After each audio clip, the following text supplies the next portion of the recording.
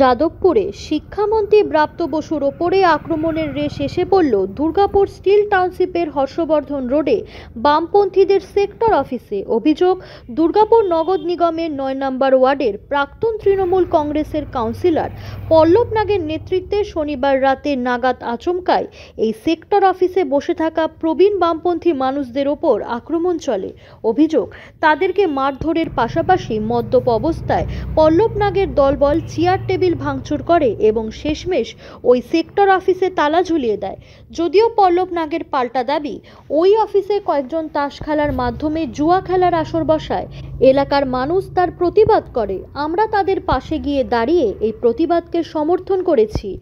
এই আক্রমণের জেরে বেশ কয়েকজন প্রবীণ বামপন্থী মানুষ আহত হয়েছেন বলে অভিযোগ করেন সিপিআইএমের পশ্চিম বর্ধমান জেলা কমিটির সদস্য সিদ্ধার্থ বসু।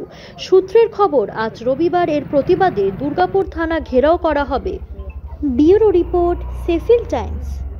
নিয়ে গিয়ে করেছেন আমি তাকে বলেছে, আপনি খবর নিয়ে ওখানে প্রতিদিন হর্ষবর্ধন পার্টি অফিসে সিপিএম লোকরা জুয়া খেলে, তার পয়সাগুলো আমাদের কাছে আছে, পয়সাগুলো দাও পয়সা, এবং সাথে এলাকার লোক আমাদের কাছে যেখানে প্রতিদিন এ দেখুন এইভাবে পয়সাগুলো ওরা রেখেছে, পয়সাগুলো দাও। ওরা প্রতিদিন জুয়া খেলে আর ওখানে তাস খেলে। আমরা তার প্রতিবাদ করেছি, আমরা এখানে জুয়া খেলবেন না। ওরা এর বিরুদ্ধে আমাদের কাছে আক্রমণ করে, এলাকার মানুষজন নিয়ে একটা আমরা প্রতিবাদ করেছি, তার জন্য আজকে ওরা এইসব কথা বলছে। চেয়ার টেবিল ভাঙচুর করেছেন? ভাঙচুর তা হ্যাঁ, সত্যি কথা বলছেন, আমি মিথ্যা বলি। আমাদের লোকেরা ভাঙচুর করেছে, কিন্তু জুয়া কেন খেলা হবে? সিপিএম পার্টি অফিসে জুয়া খেলা হবে 4টে লোক মিলে? আমরা তার বিরুদ্ধে প্রতিবাদ করেছি। এটা যদি অন্যায় হয়ে থাকে তাহলে আপনারা বলতে পারেন হ্যাঁ আমি অন্যায় করেছি।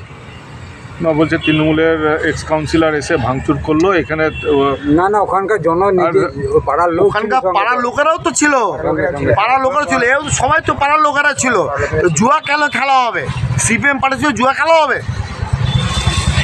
আমরা তার প্রতিবাদ করেছি। 80 ঊর্ধ্ব বেশ কিছু লোকে ধাক্কাধাক্কি করেছেন। হ্যাঁ করেছি।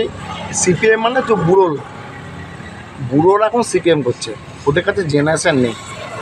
এই বয়সে রিটায়ার করছে বহুদিন আগে, ধাক্কাধাক্কি হয়েছে, রিটায়ার করছে বহুদিন আগে, এখন জুয়ার পয়সা দিয়ে সংসার চালাচ্ছে।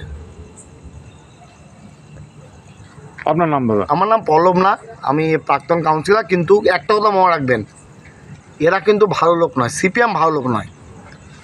তৃণমূল কংগ্রেস করেন? আমি তৃণমূল লোক।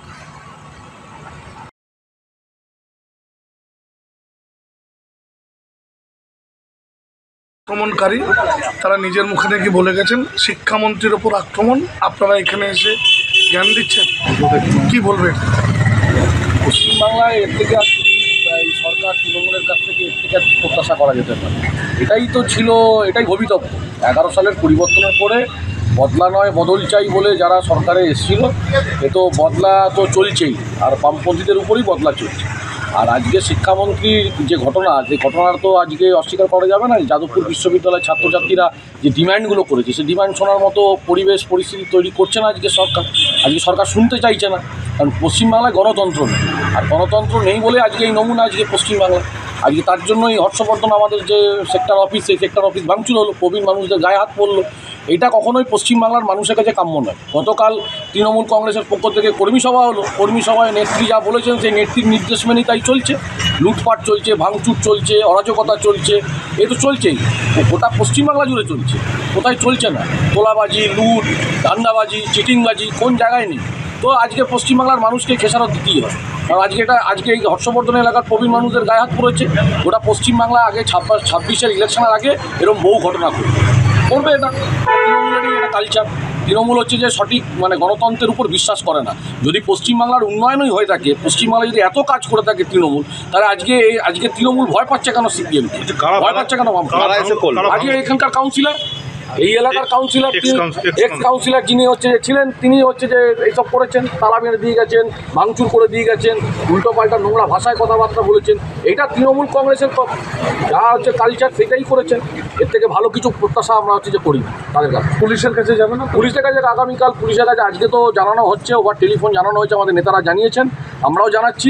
আগামীকাল বিক্ষোভ কর্মসূচি থানাতে হবে এবং দুর্গাপুর জুড়েই হবে। ইতিমধ্যে এসএফআই এর পক্ষ থেকে রাজ্য জুড়ে পথে নামার কথা জানিয়ে দেওয়া হয়েছে, আপনারাও কি পথে নামবেন? কালকে তো পথে নামবে, এসএফআই তাদের মতো করে কর্মসূচি করবে। আর এই ঘটনার পরিপ্রেক্ষিতে গোটা দুর্গাপুরের মানুষকে যুক্ত করেই আমরা আগামীকাল অরবিন্দ থানাতে আমরা জমা দিই। আপনার নাম দাদা? সিদ্ধার্থ ঘোষ। আপনি কি জটিল কিছু সমস্যায় ভুগছেন, সমাধান পেতে চান? যোগাযোগ করুন প্রখ্যাত জ্যোতিষ ও তান্ত্রিক মনসারাম ভট্টাচার্যের কন্যা মনসা কন্যার সাথে। প্রখ্যাত জ্যোতিষ ও তান্ত্রিক মনসা কন্যা হাওড়া জানবাড়ি ও হাতিবাগানের নিজস্ব মন্দিরেও বসেন। যোগাযোগ 9830106967 আর 9239655323।